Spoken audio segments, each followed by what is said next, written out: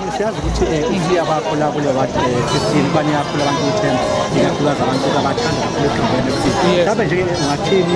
khona namhlanje ngalokho qedwe futhi bathembise nabavoti bakhona nabathile umhlakale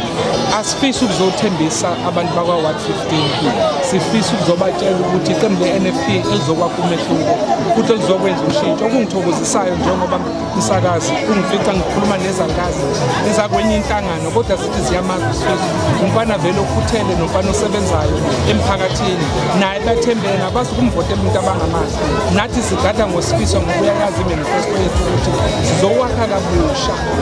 uhulumeni basekhaya sizolungisa konke lokhu okungaze kuze kulunge abantu balaba bakhala ngezindlu bakhala nge-unemployment bakhala ngobugebengu sithi thina siyiqembu le-NFP konke lokhu abakusho sizokulungisa ngokuthi qala sikhethe umuntu abamaziyo okwesibili sikhethe umuntu one-track record ukuthi nobe bengasilona ikhansela kodwa bekwazi ukuthi iy'dingo zabantu ayilethe futhi alapho ushintshe emphakathini siyethemba ukuthi asizibe nethembiso sizoqhubeka la besigcine khona ngoba kumlando we-NFP ukuthi i-NFP kuphela ku-local government eyenza ushintsho futhi esaqhubeka ezokwenza ushintsho emphakathini yabantu sithi amanzi imigwaqo imizi izindlu bese kuba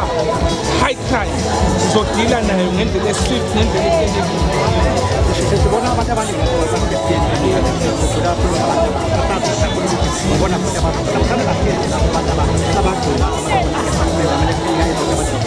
sithi abantu abasha abeze bezovotela iqembu le-NFP futhi uSifiso usewumuntu omusha